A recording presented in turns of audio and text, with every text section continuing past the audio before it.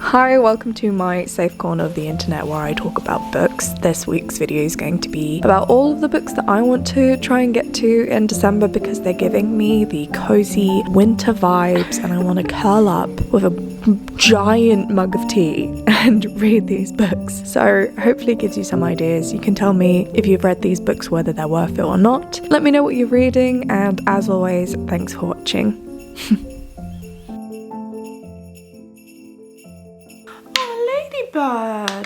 Bug. I never know which one it is. Ladybird? Ladybug? I don't know.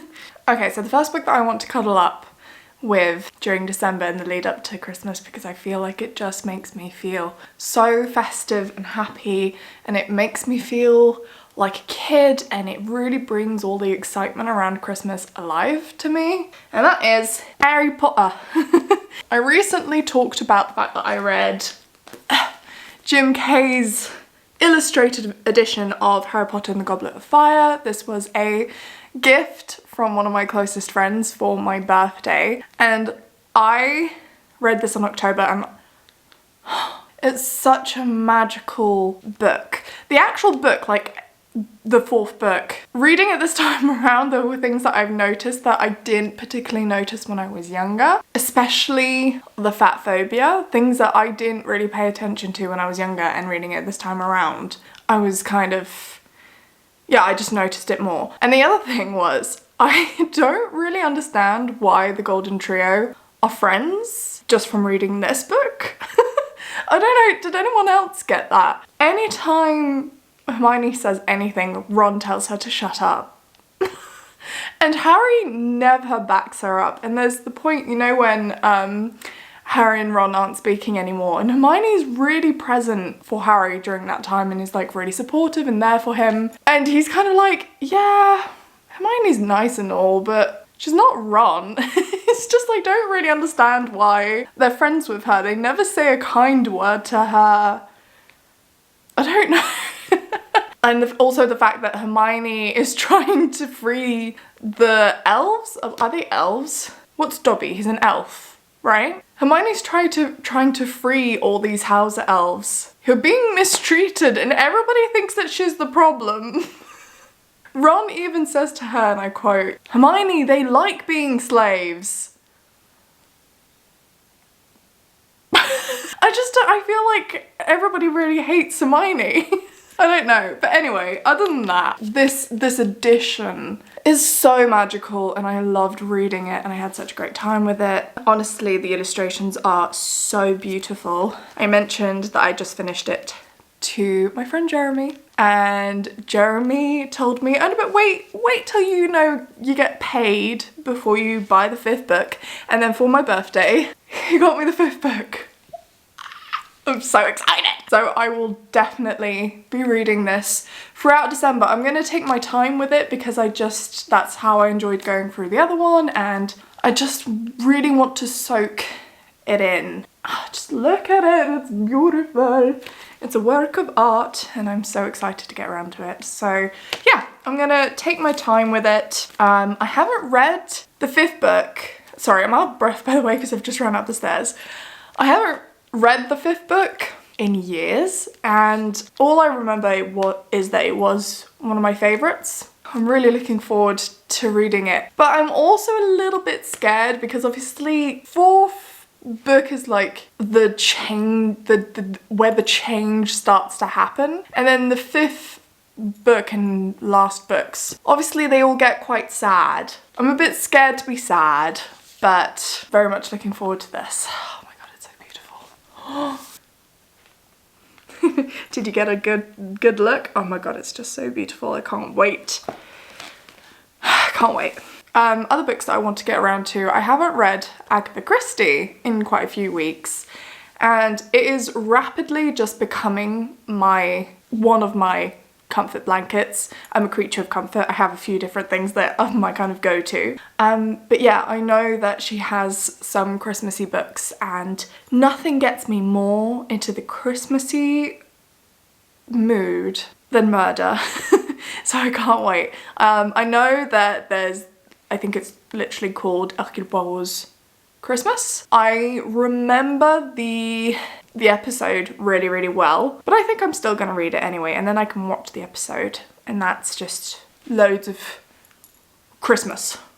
I absolutely love listening to Hugh Fraser, who narrates the books, but also, if you don't know, he played Hastings in the series with David Suchet. So yeah, definitely going to be reading more Agatha Christie. I also want to read, and I was a little bit scared because I've heard mixed things about it, but very superficially of me, I wanted to read Tress of the Emerald Sea by Brandon Sanderson because I love the cover. It's beautiful and I love green. So that's what initially made me want to read it. People have talked about it on booktube. I've seen some people who absolutely love it, some people who aren't too keen, and I was just a little bit worried. But recently I saw someone talking about it and the way they described it really sold it to me. I'm gonna be honest.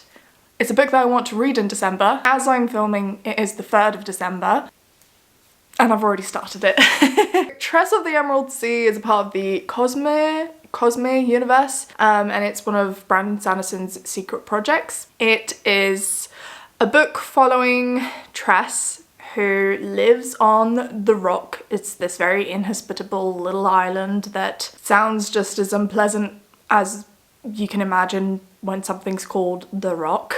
She loves to cook, she lives with her family, she is in love with the Duke's son. And that's what you need to know about Tress to begin this book. The Duke does not approve of his son being in love with this little poor commoner. He whisks him away and tries to get him to marry a princess. He doesn't return to the island, and so Tress sets out to find her lover, and it's just a very cozy fantasy. It's cozy, it's cozy. It has a talking rat. It's got pirates. It takes place mostly on the sea. The sea isn't the sea that we know, and I'm really enjoying it so far. And this is like, I think it's literally said on the back of the book and on the blurb in Goodreads and stuff. It's very reminiscent of The Princess Bride, so if you like that, I think you will definitely enjoy this book. Now that I've read literally about 125 pages out of 496, I believe. I'm sure there are loads of Easter eggs in this book. So far from Brandon Sanderson, Brandy Sandy,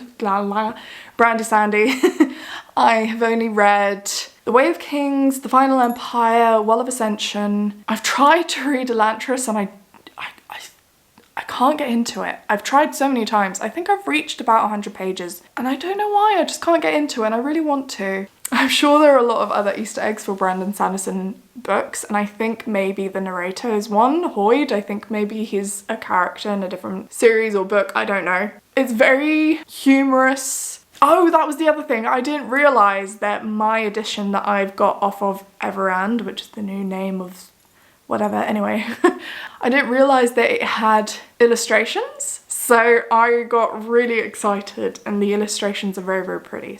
I also would like to read Bookshops and Bone Dust. I feel like everyone will have read it by now because it came out in November, but if you don't know what it is, I have already talked about Legends and Lattes on my channel before, and I'm sure you will have encountered it at some point on the internet if you are an avid reader. I'm gonna give you the rundown. Legends and Lattes follows an orc, I can't remember her name, Viv? Viv the orc, I think it's Viv, who is a missionary, and in Legends and Lattes she has retired and she now wants to go and set up a little coffee shop in this village, except this village town, it's never heard of coffee. She's never set up a shop or anything like that before. She's always just, you know, killed people. That's been her job. People around her don't really know what she's doing, but as you're following her, it is just this very low stakes, cozy, day-to-day fantasy following her as she creates this little safe space for herself and meets all of these different characters who help her along the way. So that's the first book, and this one that's just come out, Bookshops and Bone Dust, is a prequel to that book. You're following Viv, the main character, when she's younger and she's been injured, and so she is forced to stay within this same place, and I think she helps out at this bookshop. And so it's going to be very much the same kind of low stakes, cozy, very heartwarming characters, and it's just going to be light and humorous and everything that I want on a cozy evening with my hot chocolate. I can't wait. The other one that I'm going to try and get around to reading is The Wintringham Mystery by Anthony Berkeley, which I don't know anything about other than it is a classic winter country house mystery. Murder mystery? All I know about this is that it is one of the only mysteries that Agatha Christie couldn't solve. That's all I know, but I'm going to try and get around to reading it. This one is a bit of a wild card for me. I'm a little bit nervous about it because I'm not sure it's going to be my thing, but I've heard that it is a really cozy winter read, and that is Emily Wilde's Encyclopedia of Fairies by Heather Thorsett. I've seen this go around, and I've never really taken the time to figure out what it is actually about. From what I understand, you're following Emily Wilde, who is a Cambridge professor, and she studies fairies, and she, because of her studies, goes to this little town. That's all I know. She goes to this little town. I'm guessing it's to study fairies, and I know that there's an academic rival. Apparently there's some dark fairy magic. I think I've mentioned in the video where I talked about all of the books that I'm never gonna read. I've mentioned that I'm not a fairy gal, I'm not a fae gal. That's what makes me nervous about it. It is the first in a series, it's a fantasy book. I don't know, I'm curious, I wanna try it, so who knows? We'll give it a go. There are 3 more books. I also want to read Starling House. I've just read one of her short stories and I didn't like it. The writing wasn't for me. That's okay. It's okay.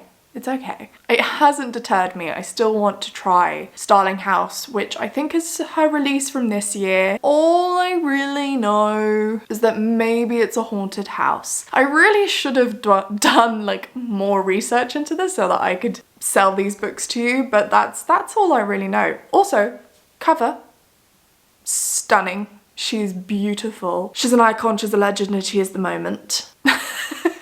I'm such a sucker for a good cover. Another one that's outside of my comfort zone, but it's giving cozy winter. And I want to read more by this author, and that is Thornhedge by T. Kingfisher. I read The Twisted Ones. Well, I'm really curious to read something else by the author because I enjoyed her writing and it was surprisingly really funny. She does a bit of everything and it confuses me because I don't know what genre. She doesn't fit into a box. You know what? I love that for her. But it's making it difficult for me to kind of gauge whether or not she's going to be a writer for me. I know that she does a lot of sort of fairy tale-esque books.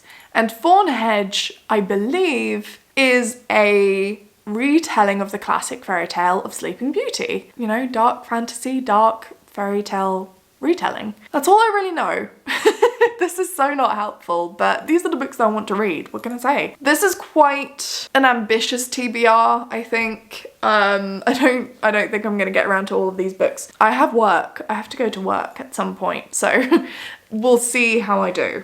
Something else that I find extremely cozy to read in winter are classics. And I haven't read a good classic in a while. I thought I could maybe try. I also haven't read Jane Austen in a while, so I thought I could try and read Mansfield Park by her. I've read pretty much almost every single Jane Austen piece of work except for Mansfield Park and Persuasion. I have this absolutely stunning edition. I thought maybe I could try and get around to reading a bit of Jane Austen for the holidays. So these are all the books that I'm planning on reading during the festive month, and I'm so excited for it to be Christmas. It's gone around so quickly this year. What are you planning on reading? Let me know, I would love to know. Let me know, I would love to know. Let me know, I would love to hear what you are looking forward to, and maybe it will give me some recommendations. Thank you so much for watching this video. I wanted to mention at the end of it, so many new people and so many people watched my last video. No, before last video. I've got a vlog that's coming out before this one. And so many people watched that vlog and left loads of comments just telling me, you know, your thoughts about what you have read and what you thought about the books that I don't want to read, and you've kind of convinced me for some of them that maybe I should pick them up. I'm just really grateful. Thank you so much. It's just exactly what I want. I just want a little safe space on the internet for people to come and talk about books, and for us to have a little book club together and just share recommendations and have a good time. That's all I want. So thank you so much if you commented on my last video. It was very, very much appreciated, and I will see you very, very soon. Bye!